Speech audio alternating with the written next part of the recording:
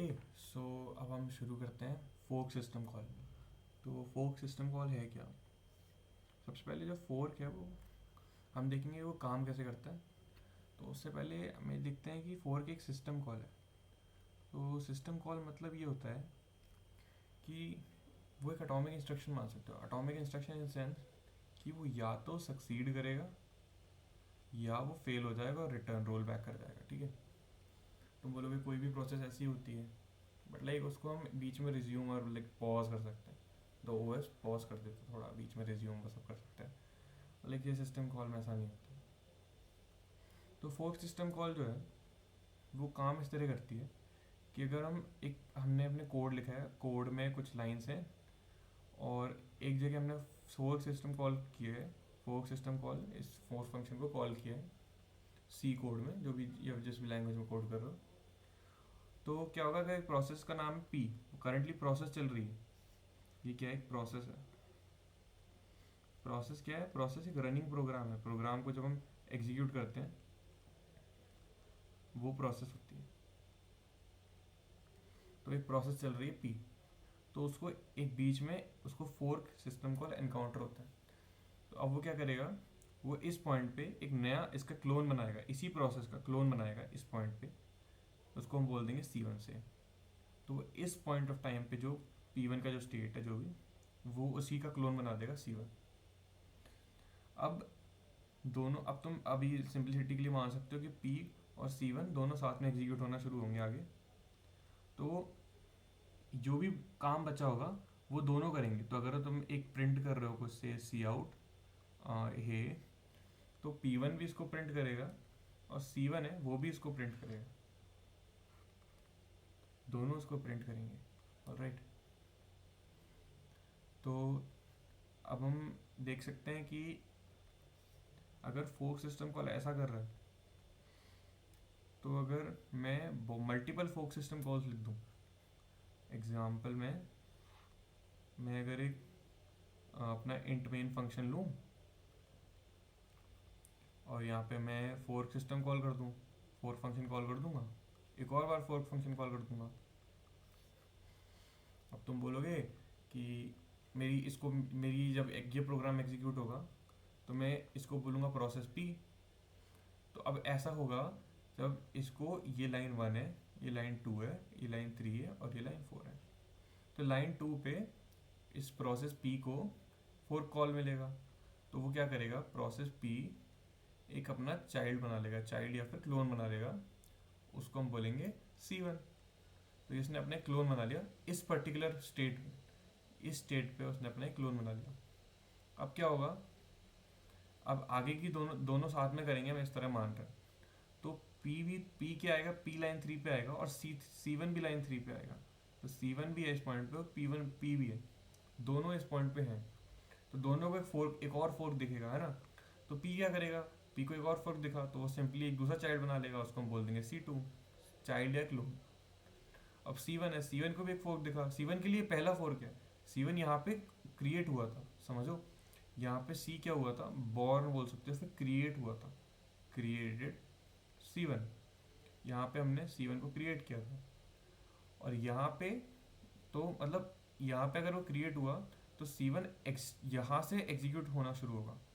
C1 starts executing from here। ठीक है, तो C1 यहाँ से एग्जीक्यूट होना शुरू होगा। तो C1 के लिए पहला फोर्क सिस्टम कॉल है ना। तो C1 क्या करेगा, एक चाइल्ड अपना क्लोन या चाइल्ड बना लेगा, उसको हम बोल देंगे C3। और P जो है, P का तुमने समझा ना, पहले उसको यहाँ पे एक फोर्क सिस्टम कॉल मिला, उसने अपने क्लोन बना लिया C1। फिर P को यहाँ पे एक और सिस्टम कॉल मिला, तो अपना इसने एक नया दूसरा क्लोन बना लिया C2। वो इस पॉइंट पे होगा। तो हम ये बोल सकते हैं कि C2 इज क्रिएटेड हियर। तो C2 इस पॉइंट पे क्रिएट होगा। तो टोटल कितने चिल्ड्रन हो गए, 1 2 3। तो इस प्रोसेस P के 3 चिल्ड्रन हो गए। और टोटल प्रोसेसेस कितने हो गए, तो अगर मैं बोलूँ टोटल चिल्ड्रन, वो कितने हो गए, 3 हो गए। और टोटल प्रोसेसेस कितने चल रहे हैं, तो टोटल प्रोसेसेस हो गए 4। क्यों, क्योंकि पी भी इंक्लूडेड है ना, पी भी एक प्रोसेस है इसलिए। तो अगर हम इसको जनरलाइज करना चाहें तो हम इस तरह लिख सकते हैं कि अगर मेरे पास एक प्रोसेस पी है तो मैं उसका, अगर मैं एक बार फोक सिस्टम कॉल किया तो मेरे को 2 चिल्ड्रन मिले थे। जब मैंने 2 बार सिस्टम, जब मैंने इसको एक बार कॉल किया था, इसको अच्छे से लिख देते हैं, एक बार फोक सिस्टम कॉल किया था तो मुझे कितने कितने चिल्ड्रन, टोटल कितने प्रोसेस मिले थे, मुझे टोटल मिले थे 2। जब मैंने 2 फॉर कॉल्स किए थे तो मुझे टोटल कितने सिस्टम कॉल्स मिले थे, मुझे मिले थे 4।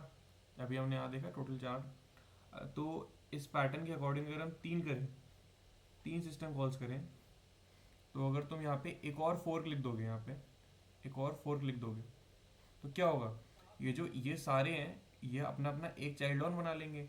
तो एक इसका चाइल्ड बनेगा, एक इसका चाइल्ड बनेगा, एक इसका चाइल्ड बनेगा और एक इसका चाइल्ड बनेगा, है ना। तो अभी करंटली कितने 4 है हमारे पास, और हर एक के उतनी चिल्ड्रन और बन जाएंगे।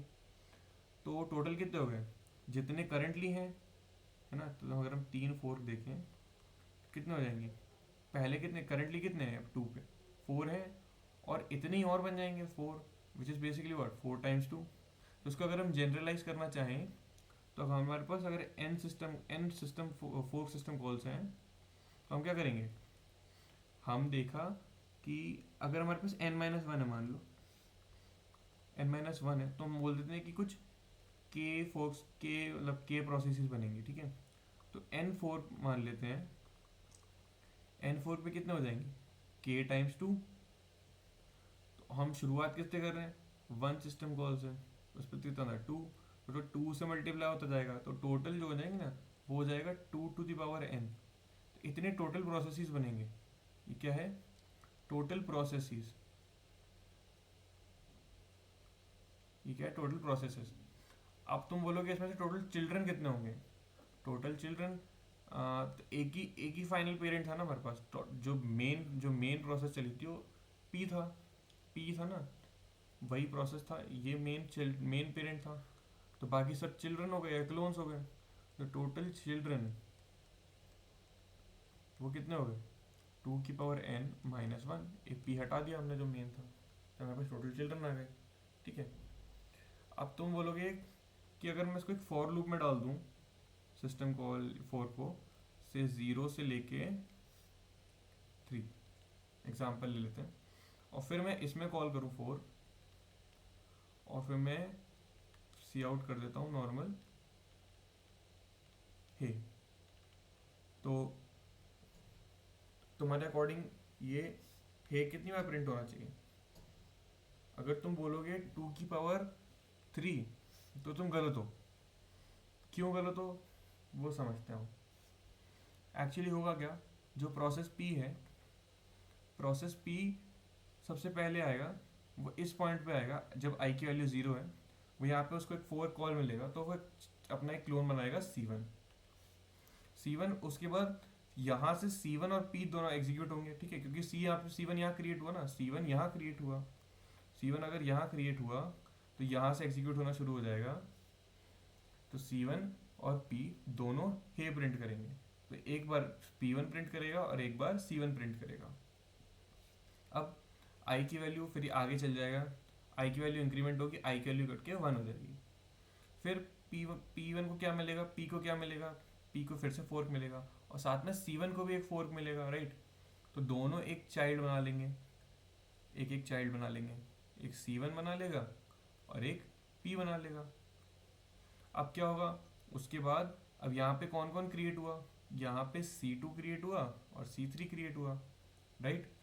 तो यहाँ पे अब वो ये चारों एग्जीक्यूट होंगे, P भी एग्जीक्यूट होगा, C1 C2 एंड C3 ये चारों एग्जीक्यूट होंगे।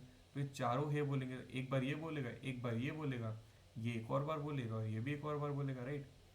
अब क्या होगा, नेक्स्ट टाइम ये आई की वैल्यू 2 हो जाएगी, राइट।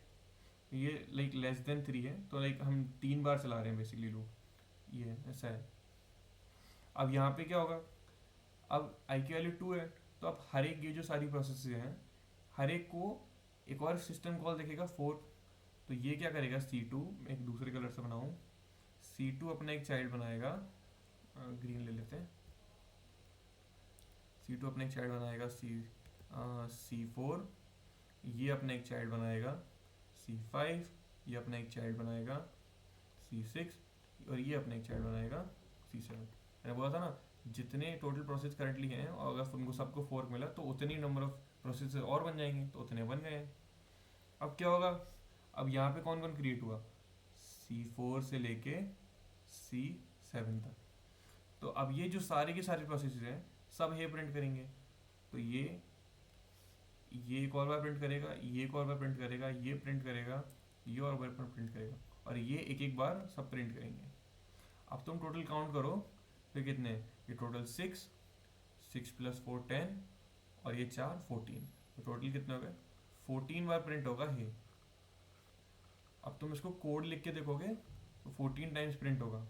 हाउएवर ये ध्यान रखना कि तुम अपना ये सी आउट जो है वो स्टैंडर्ड आउटपुट फ्लश कर दो, एफ फ्लश यूज करना, एफ फ्लश स्टैंडर्ड आउट, क्योंकि अगर वो नहीं करोगे तो टोटल 24 टाइम्स हो जाएगा वो, हमें वो नहीं चाहिए इसलिए।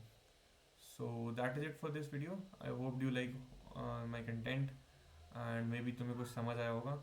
अगर कोई डाउट वगैरह है तो कमेंट्स में पूछ सकते हो। And that's it, thank you for this video.